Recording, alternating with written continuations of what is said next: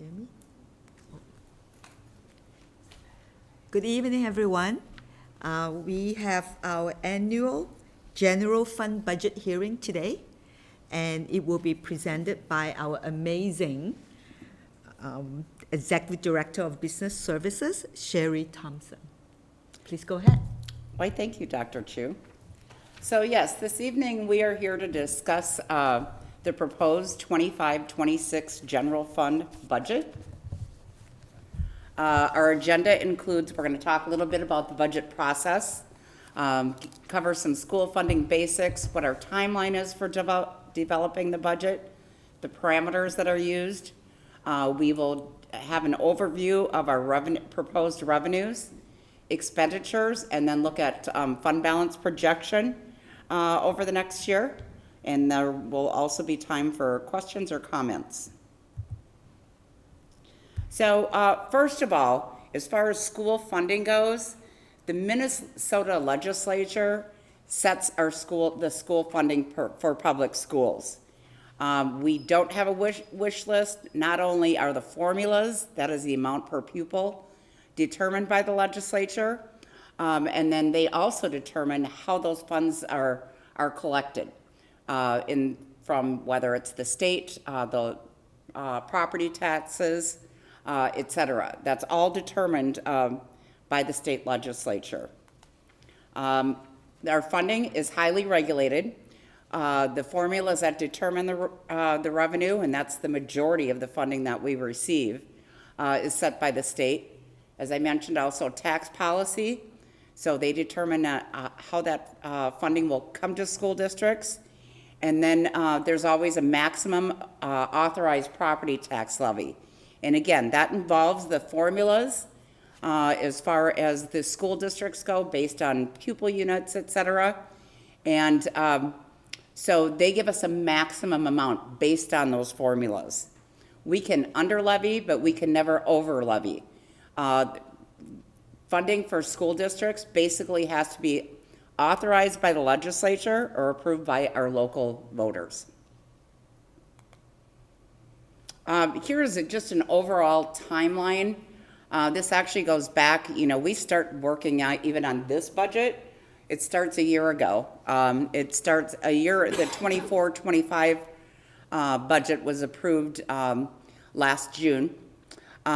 We then begin working over the summer, estimating what our enrollment's going to be, not for the upcoming school year. We need to submit to the Department of Education what we project our enrollment to be a year and a half out, because that's how the levy certification process works. We work on things, because of our timeline, our fiscal year runs July 1 through June 30th, unlike our counties and cities that run on a calendar year. So while we're busy working on things for a year and a half out, they're busy working on their budgets and collecting their data for the year that begins in a couple of months. So we do a preliminary levy based on those formulas set in September. The board then approves the final levy come December after projected property tax statements have been sent out. And then we take a look, administration, as far as once that levy's set, our audits come in, then we also start looking at the current year revised budget. What did we have to revise from the year that we're in? A lot of times, like in the spring, we're estimating, we think we'll have X amount of teachers, we think we'll have X amount of students, we project a lot of items. But then once we get into the school year, then we tend to know. We know who's employed here, we know how much the salaries are, what the salary and benefit costs are, and we have a better handle on our enrollment as we're into the school year as well. So again, then looking at this year, after we do the revised budget, the board adapts parameters. So we bring parameters forward, making assumptions, how much we think X is going to increase, how much utilities are going to increase. So we include that in our parameters, and then also update our budget timeline. The district also has, we're fortunate to have a finance advisory committee, which consists of 3 school board members and then also several community members. So we check in with that finance advisory committee too, periodically throughout the year, especially in budget development and also audit updates. Then as we move through the spring, we update the board as needed on any kind of budget development or any kind of changes that are needed. That brings us now to the May 27th, the general fund budget hearing. Again, this is, the general fund is the majority of the expenses of the district. It's the day-to-day operating expenses of the district. The only thing that we don't include, which is a restricted component of the general fund at this time, is we don't include long-term facility maintenance, and then also our operating capital, because it can be confusing a little bit to the operational costs. We'll bring that in when we do we'll include that once we do the final budget approval in June, later in June 24th. So I think when we look at our budget assumptions, one of the biggest things to consider right now is that the Minnesota, I guess I got ahead of myself. The 2025 Minnesota legislature, not 2026, has not completed their budget for the next biennium, which actually does include fiscal year 26. So in the interim, we are using the parameters that are listed here. We do know, because of something that was set into state legislation 2 years ago, that our proposed per pupil basic general education formula is set to increase 2.74% over the current year. So that increases to $7,281. Our operating referendum, we do have an operating referendum that runs through 2032. That's based on a per pupil unit, so it's based on our enrollment, and we do have an inflationary factor built in there.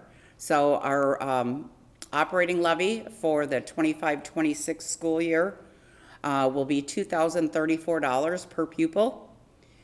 That is, again, based on our 25-26 certified levy that was approved last December. The one area that where we do see a decrease is in our compensatory, or what's known also as our basic skills revenue. We saw a reduction, or are seeing a reduction of about just under $370,000 this year. And just to give you an idea, we get about $8.6 million in compensatory revenue. So it's a sizable funding stream for us. Looking at our expenditures, as far as our assumptions, we always first off frame this as focusing our resources on equity and student achievement. That comes first as we look to designate our resources. Staffing adjustments will match enrollment changes and align with class size targets. We have class size staffing targets for our different grade levels. We are not making any changes in those class size targets at this time, and we'll touch base on those very briefly as well. Due to a slight decline in our enrollment, we are experiencing some right sizing. What we call right sizing, it's for adjustments and reductions. The reason being, if we have less students, and in the current year, we actually were under enrolled. So we had staffing at a higher rate than what our enrollment actually came in as. And again, it's something that we project as far as our enrollment goes, so we're just becoming a little bit more conservative in that area.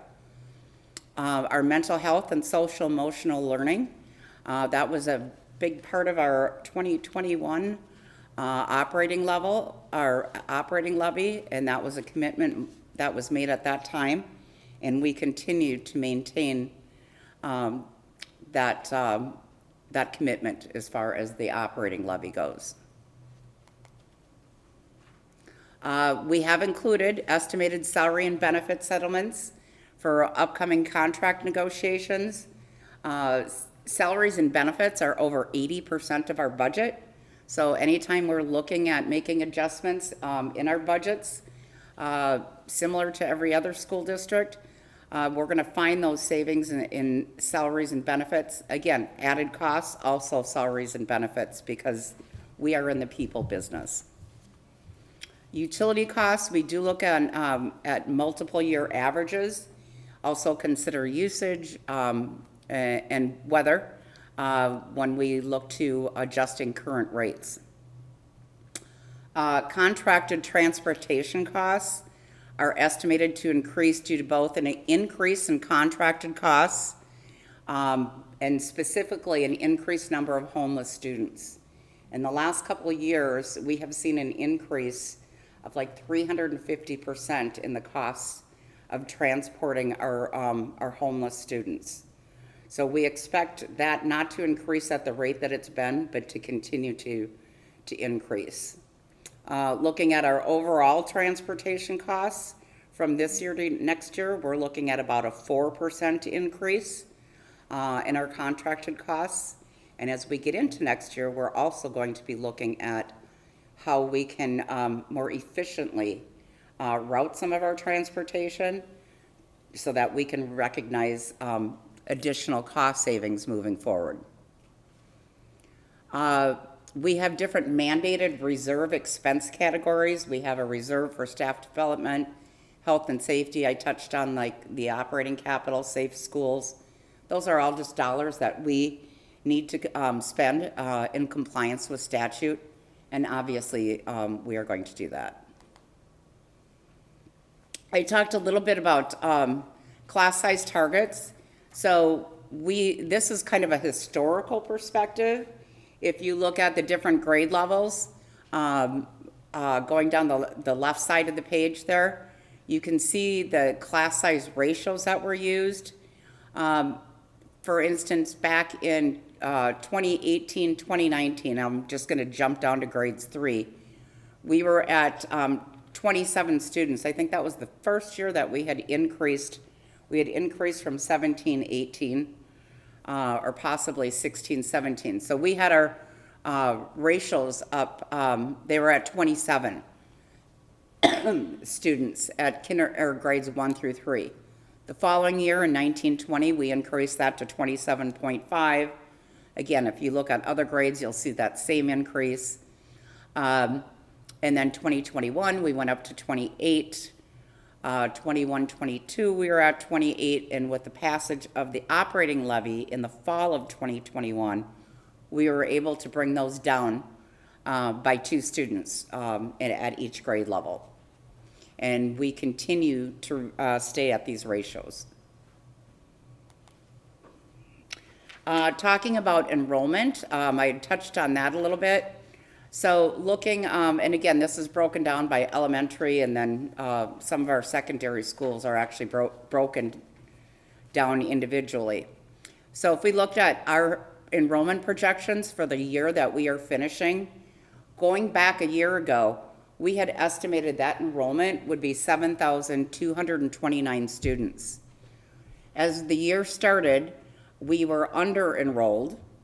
We looked at where we revised the current year budget that we're in right now, but then February 1 is always a key date for us. So we had projected 7,229 students. We found ourselves on February 1st with 7,095 students. The majority of that reduction really was at the elementary. So we were down 134 students. So we adjusted our revenue for the current year. And now we are looking at our projections for next year. We're looking at further slight decline. So we're looking at 7,040 students.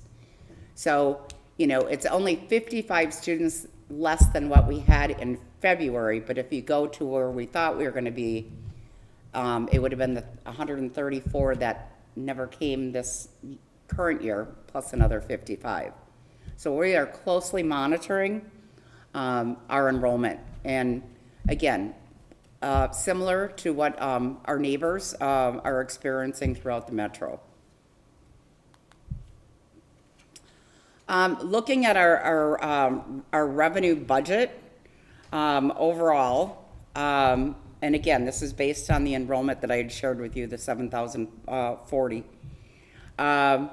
We are seeing, I'll just touch on a few high points here. We are seeing our maintenance levy, actually it's just our overall tax levy, will be increasing $991,000 next year. So our total of local taxes, looking at that, will be increasing slightly to $25.2 million. That's because of increase in what we had projected as far as enrollment goes, and then also increases in various categories, or even adjustments by the state, and how much will come from the state versus how much comes from the county in the tax collections. And then, excuse me, moving down in this area, we collect a lot of different fees from our students. We also we receive fees from students in participation. We receive other usage fees. We receive funds also for some of our Medicaid claims for some of the healthcare services that are provided by our staff and run through insurance. We rent out our school facilities, so there's some revenue there. And we also receive gifts and bequests. So overall, in all of those various local revenues, we do receive just under $1.5 million a year. That includes parking fees, transportation fees, all sorts of different student fees.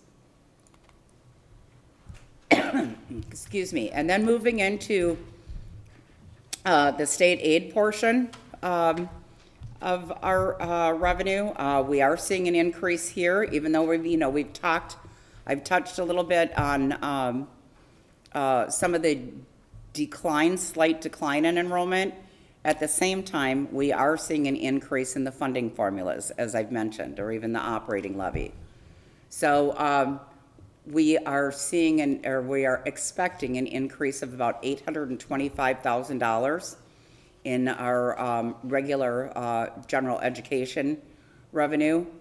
Literacy incentive aid, that's something that can vary from year to year. Our preliminary data looks like that will actually be declining a little bit to $187,000. State aids and grants, part of that includes the compensatory revenue, and then also some of our achievement and integration revenue. So we are seeing that there, and then our MLL, so multi-language learners, we've seen a slight increase there in basic skills aid. Looking at the state special education aid, we are anticipating right now an increase of about $513,000. Much of that increase is actually even due to the increase in our transportation for our special ed students. And under that same bracket, that state aid or the special education aid, that's actually how they fund us for our homeless students as well, is through that program. So while they're not special education, that's where the funding flows through. So we see that variable there. Some small miscellaneous state grants. We're looking at an increase of about $17,000 there. So not a huge increase. Then as we move into federal aids and grants, I would just want to clarify on this. So we're anticipating a reduction of about $901,000. I want to be clear that about $600,000 of this is money that we were receiving in COVID money that went into like September of last year. We had it for the first few months. That COVID money has sunsetted. So a big portion of what appears to be a reduction here is because the COVID funds, the CARES funds sunsetted. We do start the year a little bit conservative. I mean, we are estimating that our Title I will be down slightly, and some of our other title programs, because we don't get the final allocations on those until this summer. So we don't have any information that directly tells us we are losing federal funds. This is, again, typical of our budgeting process. So overall then, looking at our revenue for the general fund, we're anticipating an increase of about $1.6 million over the current year, for a total of $134,498,000. Looking at our budget, again, just as far as where does our funding come from, the majority of it, 77%, comes in the form of state aid. Our federal funds is 3%. That's about typical of what it was, 3 to 4% pre-COVID. That number, of course, jumped up for the 4 years in between, but about 3% is our typical. And then just under 20%, 19% comes from our local property taxes, and 1% comes from other local gifts, donations, fees. So that's just the breakout of our revenue. Moving forward then and looking at our expenditures. So when we look at this, we break things out like administration. Administration includes the school board. It includes also district administrators. It includes our principal's offices and the principal's secretaries. We see an increase here. When we look at this, we're looking at an increase of about $303,000 or a 5% increase. A key part of this change, or at least a third of the increase in this cost, is due to the investment that is being made in looking at future programming and design at Harambe Elementary. So that's part of, we cost that to the administration. So I wanted to be clear on that, and that's where that comes from. Administrative support. Administrative support includes things like, it includes the business offices, it includes human resources, it includes our central enrollment. So again, it includes technology support.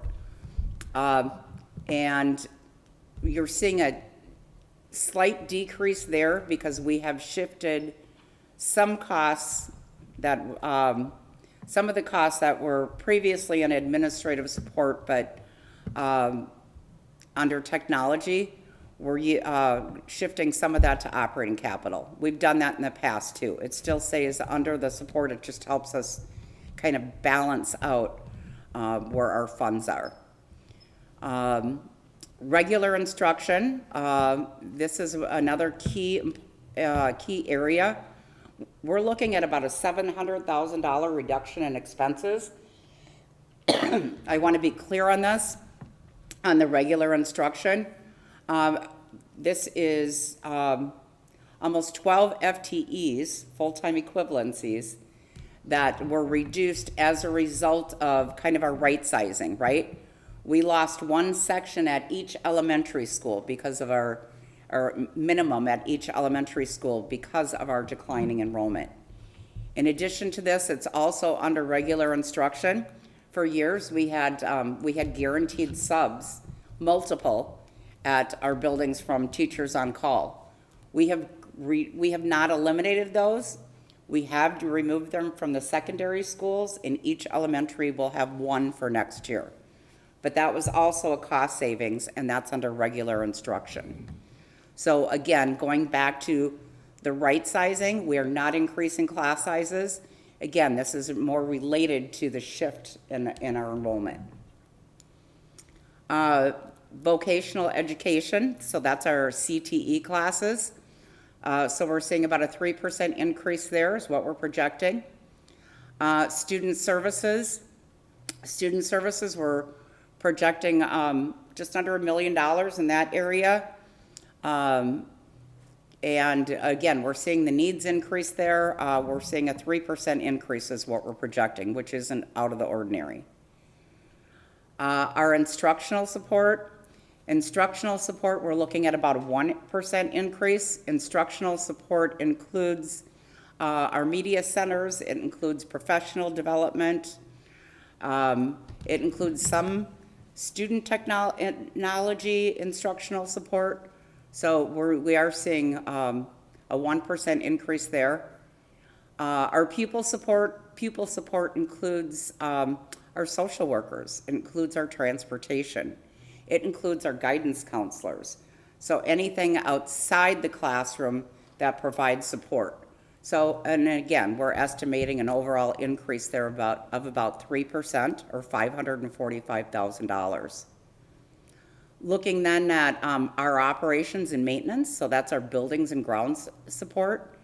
We're estimating a 6% increase there to increase that to about $445,000 in this next year. And then insurance and some of our other costs, we're anticipating a slight, double-digit increase of 11%. Taking those costs from $748,000 to $832,000. So, and again, it kind of reflects like the market, and we have been working really hard, as I should say our agent has been, because we are seeing increased challenges as several other industries and even homeowners as far as our property and liability insurance. So overall, we're looking at increasing the expenses from $134.7 million to $136.4 million, an increase of $1.6 million, and a change of 1%.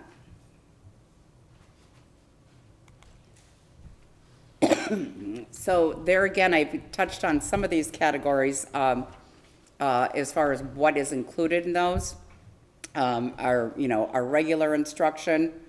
If you look at our regular instruction, our vocational instruction, and our student services or special ed instruction, that totals 65% of the expenditure budget. So, and those are services that are provided directly in the classroom. And then you can add on the additional instructional support, again, media centers, professional development, pupil support, another 14%, guidance counselors, transportation, again, those things that directly support the instruction. And then the insurance and other is 1%, and administration is about 4%, and admin support is 3%. So then, what does all this mean? Excuse me, I'm going to focus on the top half of the spreadsheet.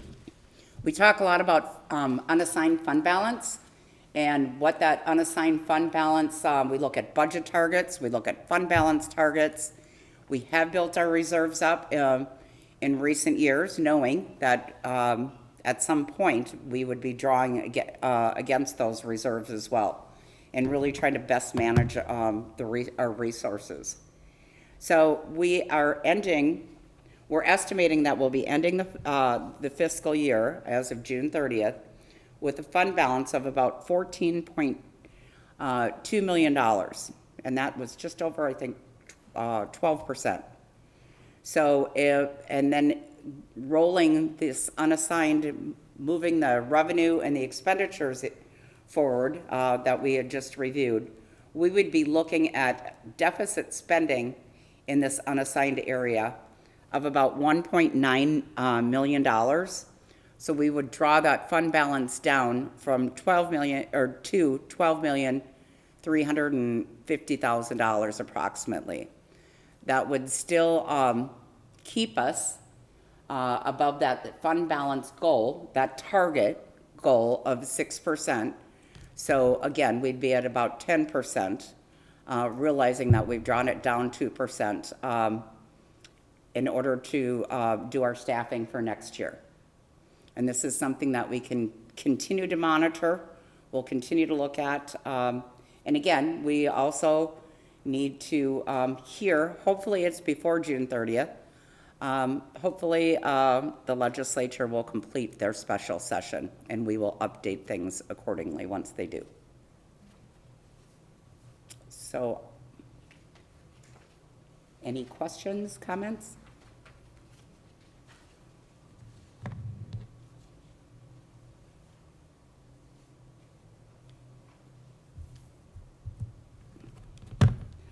Here's my contact information, should anyone want to reach out.